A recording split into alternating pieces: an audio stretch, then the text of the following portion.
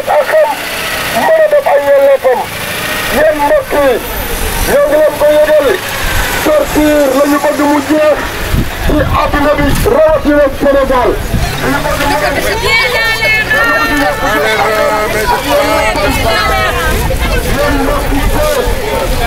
ñu ngi leen wax ne naka bi ñuy def askan wi torture yi ñuy def ci biir kër yi torture yi ñuy def ci kër mbedd yi torture yi ñuy def ci prison yi torture yi ñuy def.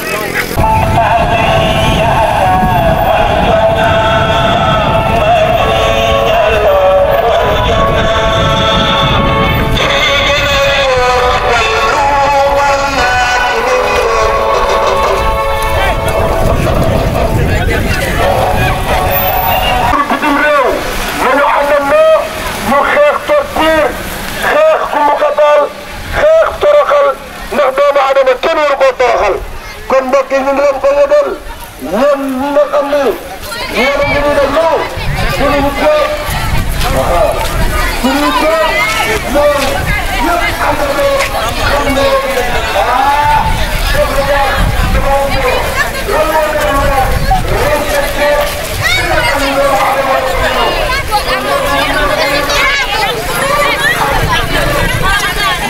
c'est Madame Djiba Ndeye Narbé. Je suis membre de Equitas, du réseau Equitas Sénégal. Nous avons organisé cette randonnée pédestre aujourd'hui par rapport à des engagements qui étaient pris lors d'une formation sous-régionale au Cameroun. Et le thème était la promotion des droits humains, la prévention de la torture en Afrique francophone. Et parmi les engagements qui étaient pris, il fallait dérouler des activités. On a déroulé une première activité de formation avec les hommes de tenue, la police judiciaire, les greffes, les gardiens de prison, en vue d'échanger sur les conditions des détenus au niveau des lieux de privation de liberté. Ce qu'on voudrait à travers ces activités organisées, c'est une prise en compte réelle de la situation de ces détenus-là dans ces lieux. Parce que ce qu'on a pu remarquer, c'est souvent les dossiers ne sont pas traités à temps. Et vraiment, par rapport aux droits de l'individu, cela peut porter préjudice. La deuxième activité, c'est l'activité que nous menons aujourd'hui, qui est une activité communautaire où il faudrait sensibiliser les populations par rapport à la situation de ces détenus-là au niveau de ces lieux de privation de liberté. Donc c'est ce qui a motivé vraiment la marche, la caravane de sensibilisation qu'on a menée aujourd'hui à Thiès. La première activité s'est déroulée à Dakar, la session de formation. Aujourd'hui, dans cette dynamique de décentraliser, parce que le problème se trouve, c'est un problème national. Donc, dans cette dynamique de décentraliser, on a pu faire cette activité-là à Thiès. Voilà, l'Equitas, c'est un organisme qui lutte pour les droits humains. Donc, c'est un organisme qui lutte pour les droits des individus. Et chaque fois qu'on sent qu'il y a une discrimination quelque part, Equitas se lève pour vraiment relever cette discrimination en vue d'amener une solution par rapport à ce qui pourrait se passer comme discrimination. C'est les deux activités phares qu'on avait choisies depuis Cameroun. C'est une session qu'on avait tenue depuis entre le mois d'octobre et novembre 2016. Et maintenant, on va vers une évaluation finale des activités qui sont menées, en vue maintenant d'avoir d'autres perspectives pour voir comment faire pour pérenniser ces actions-là qui sont en train d'être menées. Je suis Ndeye Narbé, Madame Djiba, je suis membre Equitas. Aujourd'hui, nous avons fait caravane sensibilisation. Nous avons fait une formation au Cameroun entre le mois d'octobre et novembre. bañ fa jógee ñu jël ay engagement nag ne la ñu jàngoon foofu ak la ñu amoon ci xam-xam dinañ ko wasaare ba réew mi yëpp jot ko. liñ ko mën a wasaare nag mooy ñaari activités yu mag nañu jëloon benn bi muy session de formation bu nga xamante ne ñu ngi ko séqoon ak képp ku nga xamante ni yaa ngi sol tenue thème bi nga gis ci sa bopp ndax thème bi mooy nu ñuy def ba ñoŋal ak yelleefu doomu aadama précisément ñu ciy wax ni ñi nga xamante ne dañuy subir ay cas de torture ñu bëggoon aussi loolu ñu jël dignité humaine teg ko ci kanam bañ a privilégier les cas de torture loolu moom moo doon thème général bi.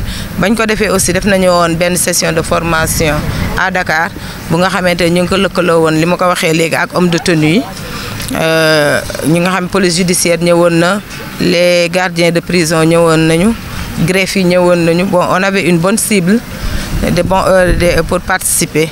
bañ ko defee ñu ne deuxième activité aussi il faut que ñu wàcce ko au niveau de Thiès muy tey jii action communautaire bi nga xamante ne dañoo wàcc ànd ak communauté bi dox ñaxtu ngir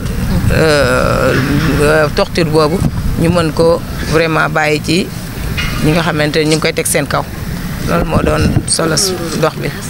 waa Equitas moom organisme bu nga xamante ne day xeex ngir ak yelleef doomu aadama. fépp fu nga xamante ni ñu ngi mettital doomu aadama wala ñu ngi koy xoñoñal Equitas day taxaw pour delloo doomu aadama boobu ci ay droit am loolu vraiment moom mooy rôle lu Equitas moom loolu taxawaayam loolu la.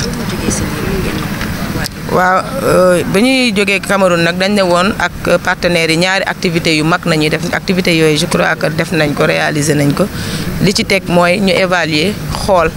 si évaluation ba xool nag ndax nañuy continuer ak nan nañuy tegee suñu tànk ba nga xamante ni dañuy pérenniser partenariat bi ak ñi nga xamante ni ñoom nañu seqal liggéey bi xool yeneen étapes yi nga xamante ni dañ ci war a def ay jéego. Je suis Frédéric Philippe Diouf. Je suis président du réseau Equitas Sénégal pour l'éducation aux droits humains. Pouvez-vous parler de votre appréciation aujourd'hui?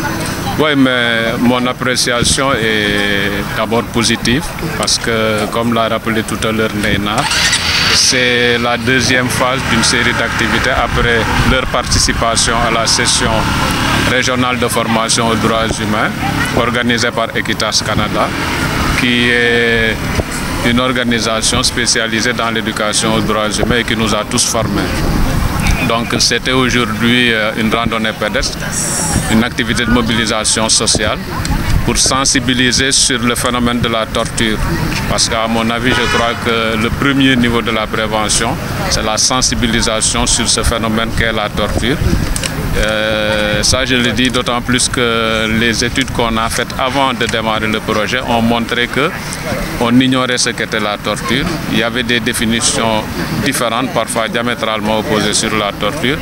Et je crois qu'il... définir la torture? Oui, bon, enfin, il y a une définition qui se trouve dans la Convention contre la torture, mais il y a trois éléments clés pour définir la torture. D'abord, il faut qu'il y ait des souffrances infligées à un individu, ça c'est le premier niveau. Le deuxième élément, c'est qu'il faut que ce soit fait par un agent de la fonction publique. Et le troisième élément, il faut que ce soit fait en vue d'une fin. Et la fin, la plupart du temps, c'est d'obtenir des aveux. Voilà les trois éléments constitutifs de la torture. Maintenant, cela dit, évidemment, ça ne prend pas en compte les autres niveaux, les autres segments de la société où également on constate la torture, comme dans les établissements scolaires, les daras, la famille, etc. Et c'est ce qui fait que cette manifestation est d'une importance capitale, parce que ça permet d'élargir un peu, n'est-ce pas, le champ et de dire aux populations que ce qui se fait dans les familles, ce qui se fait dans les daras, ce qui se fait dans les écoles relève également de la torture. Ce n'est pas seulement ce qui se fait dans les lieux de privation de liberté comme les commissariats de police, les prisons, etc. Wow, donc activité tey bi activité de mobilisation sociale li ko tax a jóg mooy prévention torture maanaam fexe ba nga xamante ne li ñuy wooyee torture bu nu xatal doomu aadama nié dignitéem torture loolu jóge ci réew mi mais pour mu mun fi jóge d'abord il faut nit ñi xam lan mooy torture donc il faut nga sensibiliser leen ci loolu te loolu moo yëkkati woon tey activité bi di randonnée pédestre bi. Activité bi nag aussi am na activité bu ko jiitu mu ne woon activité de formation sur la prévention de la torture ñi ko doon def nekk ñi nga xam dañ leen tàggatoon ci benn session bu ñu defoon Cameroun au mois de novembre ñu ñëw nag di def li tubaab di wax mettre en application lañ fa jànge maanaam fii nii ci terrain bi ñu wane la lañ fa jànge mokkal nañ ko ba pare nag deuxième élément bi mooy ñu sensibiliser population yi ñu xam luy torture comme ça ñoom ci seen bopp ñu mun a moytu torture parce que torture dafa nekk négation dignité humaine. ñan ci waaw ni ñuy torturer non ay catégories yu bëri la ñuy torturer c'est-à-dire femmes yi dañ leen di torturer xale yi wax naa ko léegi ci daara yi dañ leen di torturer ñu nekk ci lieu de privation de liberté dañ leen di torturer ñi nga xam ay minorité lañ comme ay homosexuels ak yooyu dañ leen di torturer migrants yi dañ leen di torturer donc am na ay catégories yu bëri ñoo xam ne même les personnes vivant avec un handicap je crois que fii nii parfois élection yi buy jege si da ngeen di dégg yi passé ñi nga xam ne albinos yi ñu leen jël di leen di sacrifier ak yooyu donc c'est-à-dire que ñun étude bi ñu def nii parce que xam nga ñun du ñu jékki-jékki rek daf benn formation ci benn thématique dañuy def étude bi ñu wone nii bi ñu def nii wane na ne catégorie yi ñuy torturer dafa bëri moo tax ma ne woon léegi bu ñu ko yemale rek ci nekk ci lieu de privation de liberté yi bien que foofu lay gën a fëse parce que parfois ak presse bi da ngay dégg kii dee na ci commissariat bi dee na fii garde à vue et cetera mais torture bi aussi mu ngi feneen donc il faut ñu xeex ko te pour ñu xeex ko il faut d'abord nga xam ko moo tax sensibilisation dama ne léegi moom mooy premier niveau bi pour ñu mun a def prévention de la torture parce que prévenir ko moom moo gën nga bàyyi ba mu am nga koy xeex parce que torture dafa am loo xam dafa nekk loo xam ne bu la xesee dal rek am na lu muy dindi ci yow loo xam ne ala kuli alin dootul dellu si donc nga prévenir ko moom moo gën moom moo tax nag ñu jóg